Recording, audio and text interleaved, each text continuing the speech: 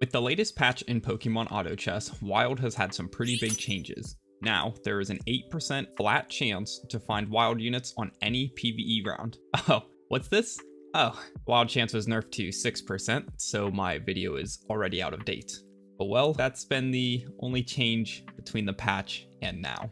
If you have the Wild Synergy active, this flat chance increases by 0.5% per each star of Wild unit you have on the board and persists through all rounds.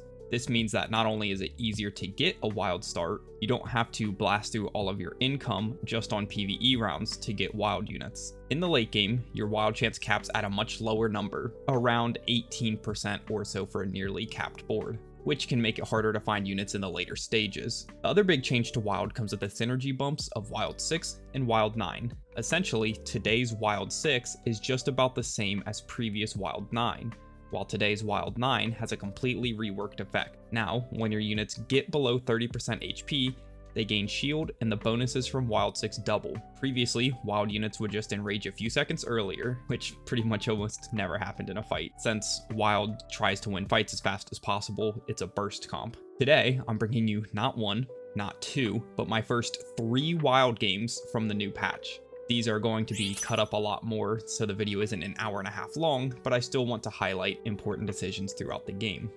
As we approach stage 4 in game 1, I'm pretty happy with the items I've acquired. I'm well set up to throw a Razor Claw and Razor Fang combo onto my unique at stage 10. My current board is pretty weak, but I have no problem lose streaking with Wild in the early game. I grab another Black Glasses at the ad pick, and realize that I should have my second Spearow on the field since benched Wild units no longer contribute to your percentage to find more Wild units. The fight comes around, I lose again. In my next shop, we see the new Wild odds helping out, as I find a Zigzagoon and a Fearow in my shop. Previously, I would be happy to approach stage 10 with anywhere from 2 to 4 Wild units before rolling down to strengthen the board. Nothing happens on turn 7, and I go into the fight and lose. Looking at my opponent's teams, I see some active Ice and Ghost synergies, so I grab a Heart Scale. I'm okay with adding in an Ice unit, since this Heart Scale allows me to build safety goggles. I also sort of accidentally win the fight here, and if I was really committed to the lose streak, I would have sold Pichu, but you know what, that's okay. I'll just start my mid-game comeback a turn early. I decide to roll down just a little bit on Gyarados for 2 reasons. 1, I actually need to be able to win the round, and 2, I want to activate Wild 4 to have a better chance at getting a Wild Portal at stage 10. Then, I slam some crit items on Pichu, knowing that these items will get moved right away to my unique pick, just as an extra failsafe against Gyarados. I end up hitting Pinsir, and I move the crit items to it, plus add on the safety goggles that I previously mentioned. I also want to get Bug 2 active, so while my chance for uncommons is still really high, I commit to rolling for Spinarak. Having the Pinsir clone at this stage is very strong, and that will carry fights on its own, which is precisely what happens. Getting a Miracle Seed at the ad pick allows me to craft a max revive, and with 2 Dittos on my bench, I'm thinking of a potential Annihilate game. I also commit to level 6 to give my units some of those new big Wild buffs. Pinsir ends up running around in a circle, but I'm able to win the fight comfortably. Stages 12, 13, and 14 all pass by very easily. Something I do want to highlight is my item choice after Mew and Mewtwo. While I would love Black Glasses for more crit, I actually grab a Miracle Seed as a middle ground play. This gives me access to protective pads with my charcoal, or I can use the Twisted Spoon to craft an ability shield to give some units rune protect against the Ghost and Ice teams. This helps me not break an item with the Twisted Spoon, since those aren't always useful in Wild comps. After scouting and seeing that I'm likely going against an Ice team, I actually do decide to commit to the ability shield, which pays off super well in the battle. 5 seconds of rune protect is a long time for Wild, and I'm able to burst through a lot of the team before my units start getting frozen. Turn 16 is a win versus Fossil, maybe the closest fight yet. I grab a Nevermelt Ice at the item carousel, which gives me access to a Shell Bell for some sustain, although I was having some thoughts about a Miracle Seed because of that Fossil team I just fought. A quick shift in my units allows Pinsir to target down Great Tusk, and the rest of the fight is a breeze from there. I push to level 8 and make an aggressive roll to, very luckily, hit Mankey on my first try. With the Dittos, this gives me a max revive Primeape on stage 18 to work towards Annihilate. Another easy fight comes my way, and the goal now is to push to level 9 to get those sweet, sweet new effects. I slot Raikou into the team, and with the items I got from Ho-Oh and Lugia, slam a Max Revive and Razor Claw. Surely I won't regret skipping out on the protective pads. I have a lot of Room Protect on my team, plus Raikou has a Max Revive to semi-counter the Ghost Curse, which I'm easily able to wipe the team. I go against the Fossil team, and they remind me why I probably should have grabbed protective pads at some point.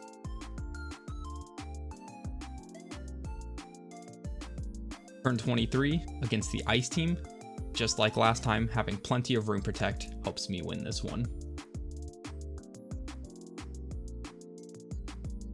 After the Legendary Birds PvE round, I grab a Flame Orb for Primeape.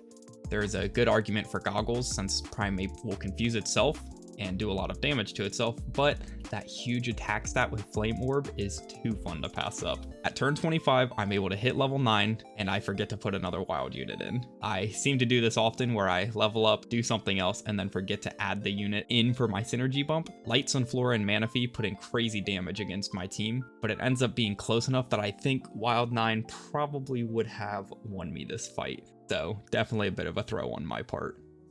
I end up picking up a Fanphy and a Teddy Ursa. With Ground 2 synergy, I can start getting holes dug out to give my future Ursaring some better stats. Then, I match up against the Fossil Dragon team that's given me problems all throughout the game, and nothing changes this time. There's just too much shielding, and even though I am super out damaging the units, it's just not enough to win the battle. It's looking like a likely second place game.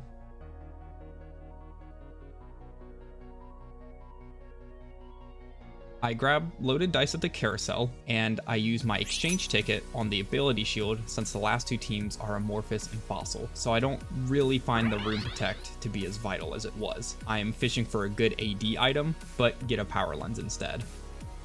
While I lost to this team last time, actually having Wild 9 active and some better quality units allows me to bring it home.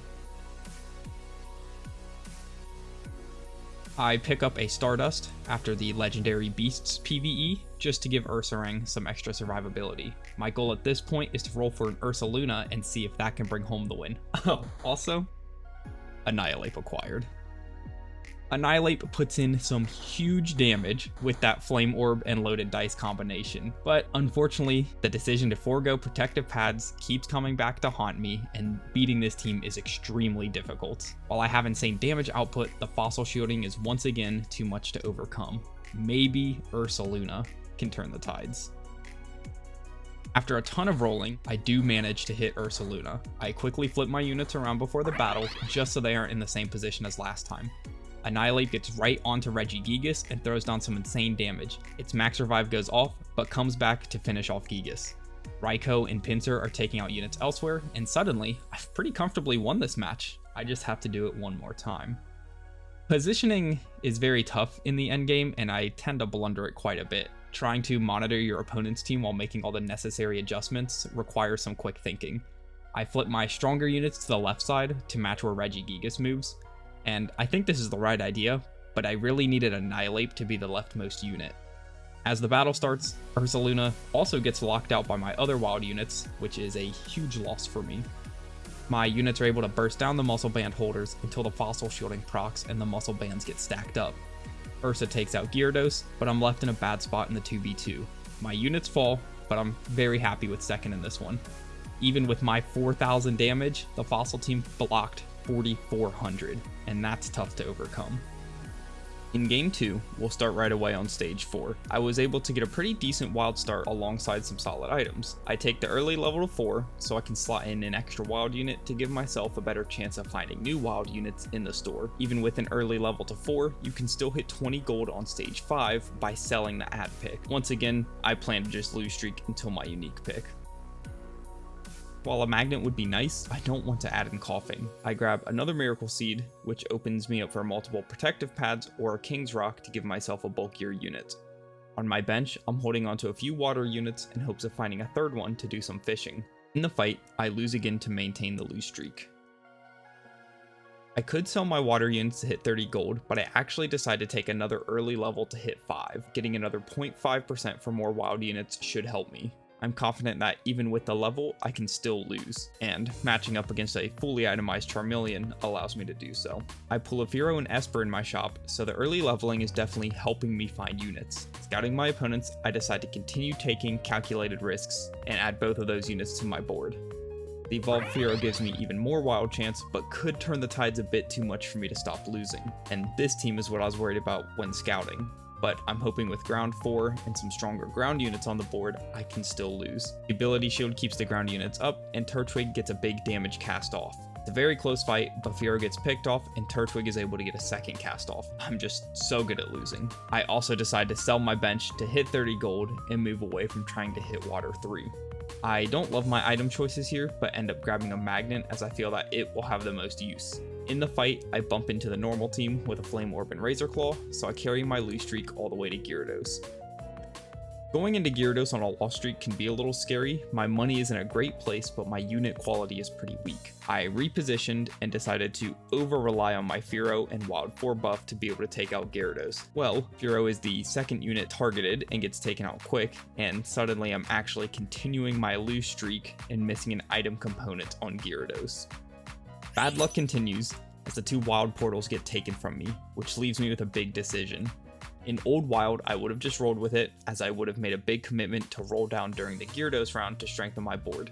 This time though, I have the opportunity to pivot out of Wild if I want to, although I don't really love any of my uniques in this spot. In the end, I pick Carnivine, which I don't love, because it gives me a ranged unit, and with the Bagon in my shop, I might be able to cheese some mid-game rounds with Monster Synergy. We get to stage 10, and I just decide to wait one more round for the ad pick to decide what to do and what items to slam. The fight goes predictably very poorly.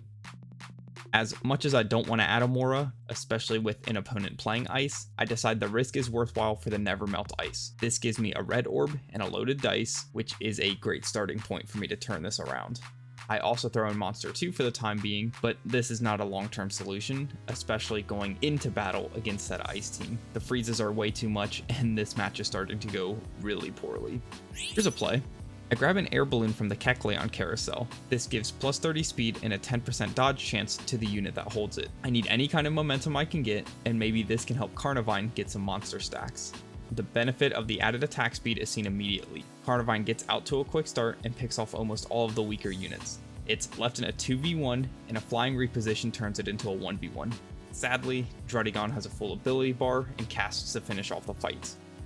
At this point, I'm so far behind that I have to take back momentum myself. Mid-game Wild is a very strong synergy, and pushing to level 7 gives me a 15% chance to find epics in my shop. I have my eyes on one specific Wild unit that can turn this around for me, so I roll.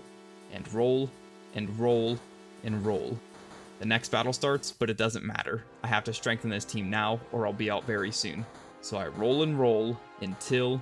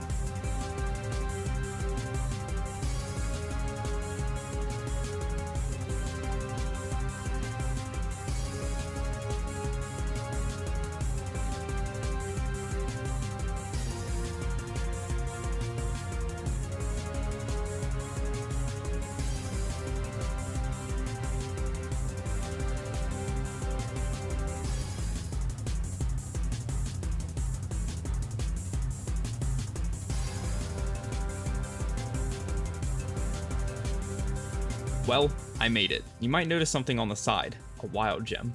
It popped up during one of the previous carousels, and with all the money that I had committed to rolling down, I knew it would be hard to reach level 9 in this game. So I picked it up, as I would be able to reap the benefits of Wild 9 while only being at level 8. I'm putting everything I have on Darmanitan and my legendary, assuming I can actually hit a wild portal this time. The items from Ho-Oh and Lugia are rough, but I do hit my wild legendary, Zacian. My margin for error is thin, and my leftover items aren't the greatest. I know there is some shielding on the other teams, so I decided to go protective pads for the extra damage to shield and King's Rock for the extra bulk. Usually I would throw Zacian's sword on another unit, but with lackluster items, I want all the attack I can get. Darmanitan continues to be an absolute menace, and the ice team doesn't stand a chance this time. Since I'm not planning on hitting level 9, I want to do some slow rolling while I can still take a loss to improve my team. Having Raticate and Furo on the board at stage 21 is just plain bad. In comes some Dragons, which is one of the teams that I built the protective pads for. It helps out as Zacian is nearly able to match Darm's damage output, and I'm able to stay alive. I get blessed at the carousel with an extra 15 HP from Regirock and a Flame Orb. This gives me some breathing room and perhaps will allow me to hit level 9 this game after all. Matching up against another dragon team seems good on paper with the protective pads, but my poor unit quality starts to show. My damage output is solid, but some big casts by Volcanion put this one to rest, alongside some support by Meryl's ability to keep Darm from healing. Calculated risks have been the name of this game, so I say screw it. Let's just try to push to 9. I'm gonna bank on Darmanitan, Zacian, and some better positioning to win some rounds for me, and man, oh man, do I love Darmanitan. Pull a Razor Claw from the legendary birds and decide to put that on Zacian instead of the sword. The sword will go wherever the Flame Orb goes to get a very big attack stat. Ground 8 is a tough matchup for Wild, but Darmanitan shows why it is such a valuable unit. The Zen mode damage and healing goes absolutely crazy, plus that Red Orb carries this fight to a win. I do end up making it to level 9 and start to roll down for better units.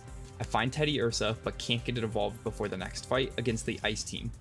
Unfortunately for Ice though, those special defense boosts don't help very much against Wild, and Mighty Yenna is surprisingly the one at the top of the damage chart.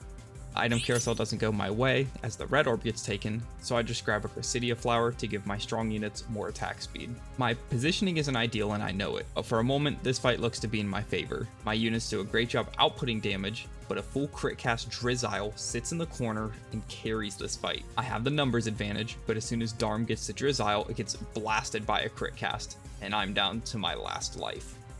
With a full dragon team and a ground team that has some shielding, I pick up a second protective pads to help burst through the shield.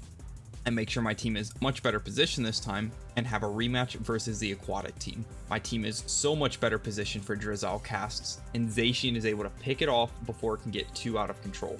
But Lugia isn't going down easily. For a moment, I think I'm going to lose, but Zacian gets a cast off to finish off Lugia. Shout out Donphan for taking a big hit there. Here's the team I really have double protective pads for, and this front line goes down quick. Darmanitan isn't quite able to pick off Drizzile, but Ursaring and Zacian make sure this fight ends up in my favor. Thankfully, this Drizzile wasn't itemized like the last one, or I probably would have had a much tougher time. Beat this ground team last time to take them down to 2 HP, but a Monster 6 Rhydon is ready to take me on. My team wins the initial clash, but Mighty Yenna jumps across and gave Rhydon some free monster stacks, who also is able to get a cast off on Lycanroc for even more stacks. Darmanitan and Zacian put forth their best effort, but Rhydon gets completely out of control and finishes this one off.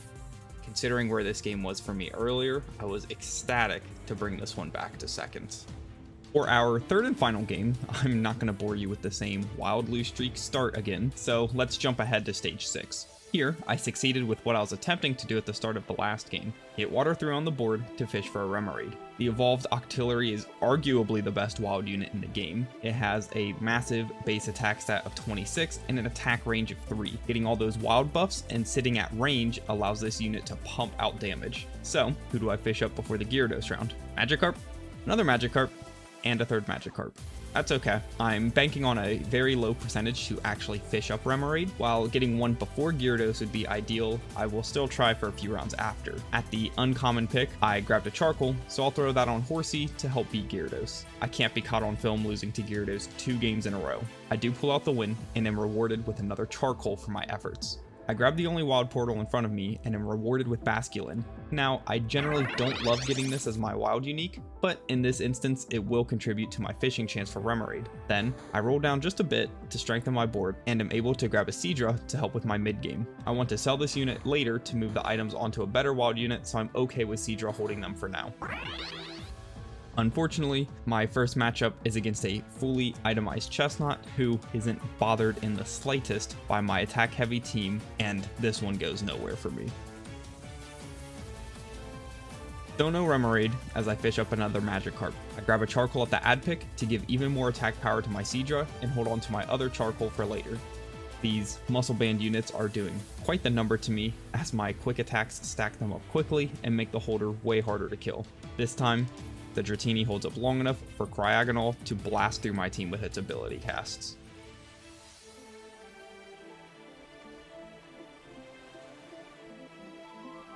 I grab a second Miracle Seed at the item carousel, and knowing there's a normal team in play, I slam up Protective Pads and a Max Revive. I am trying to conserve my items for better units instead of having to sell my uniques later because of the fishing chance, but being too conservative may cost me. In comes an Amorphous team that I have a big item advantage over. Fluttermane puts up a good fight, but Seadra and Tailo are able to clean this one up before Fluttermane is able to get another cast off. If I was playing Water, Dragon, or Aquatic, this would be great, as I believe this is my 6th fished Magikarp on stage 13. Instead, I am committing my life to the Remoraid. Next, a dark team with a Rocky Helmet, King's Rock Whalmer is here to give me a bad time. It takes attacks from 4 of my units with no issues, while Pangoro and Crocolore take out all of my other units. Still no Remoraid, and I'm thinking it's probably time to give up. I know I can make it to level 8 without getting knocked out of the game, so that will be my strat, even if it leaves me really weak. I grab a Charcoal from Mew and Mewtwo to throw in. This fight is why I have the Protective Pads, but it's not on a strong enough unit to really make a difference. Another fight and another stacked up Muscle Band destroys me, and at 31 HP, it's really time to strengthen my team. This video probably makes my playstyle pretty evident. I rely on the early lose streak a lot. I think where I falter is knowing when to commit to leveling up and rolling down to stop the bleeding. I really like to wait until level 8 to have the best chance of getting epics out of the shop, but it definitely isn't always the right play. I'll tell you what though, making that comeback with barely any HP feels good every single time. So, decide to wait. My greed pays off as I match up against a team that I should be poised to beat. The Muscle Band doesn't cause problems this time as Seadra pumps out damage. The Aquatic Wave hits and it's looking scary for a moment, but a couple of quick KOs and a Seadra cast onto War Turtle turns the tide in my favor. My greediness to wait for level 8 pays off. I go ahead and grab yet another Charcoal at the carousel because why not just keep stacking red orbs and damage buffs onto my wild units. Then finally commit to level 8 and start the roll down. I pause for a second just to check my fished up unit, which is a Poliwag, so I sell it and keep rolling. I finally have to move off of Water 3 and am able to find a Primeape, which will be the perfect unit to take Seadra's items. I won't get an Annihilate this game, but Flame Orb and Safety Goggles are incredible items on this unit. I get the items on just in time before matching up against another dark team. Primeape though, with its huge attack stat, makes quick work of all these units. On the hover, it has a whopping 63 attack to mow through these units with. I beat this Amorphous team last time. The Fluttermane is fully itemized now, but there should be enough units between it and Primeape for Primeape to not get targeted down. The Shiny Charm on Araquanid is a bit scary as it can stall Primeape for a few seconds, but in the end, Primeape is able to keep its distance from Fluttermane and take out the other units before converging onto the Fluttermane. I've successfully limped into Lugia and Ho-Oh and am pretty well positioned to transfer some solid items onto my legendary. The tower duo goes down and I get gross items once again. I'm able to hop into a wild portal and I pull none other than the water type Suicune as my legendary, which will put me right back at the Water 3 synergy. I grab it and transfer the items, and maybe the Remoraid dream isn't dead after all.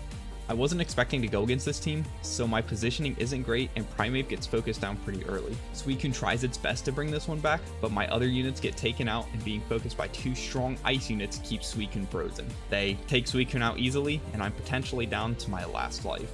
The grass team here is the one I was better positioned to go against, and with Primeape not getting focused down so early, it's able to wreak havoc. The Maractus goes down almost instantly, while Chestnut follows shortly behind. Primeape and Suicune get into the back line and melt it quickly. This team got no damage support outside of the Shame, and I mean just look at that damage chart. This is an interesting item carousel for decision making because of the recycle ticket. Since I have a sticky barb, this gives me the option to repurpose that item. The flame orb here is clearly the best in slot item for wild, but I actually grab a Gracidia flower to put onto Ambipom. Then I use the ticket to deconstruct the items and put a King's Rock and Muscle Band onto Ursaring. The Muscle Band isn't a great item here, but I feel like I'll get more use out of a King's Rock and a Muscle Band than I would a Sticky Barb plus Flame Orb. This is an interesting decision point because I'm still not totally sure if I made the correct decision or not. Also, did you catch that? Look who showed up on my bench during all the itemizing. Remoraid at stage 22. This fight, I don't really have much to say other than watch the new Shadow Mewtwo absolutely dismantle my team.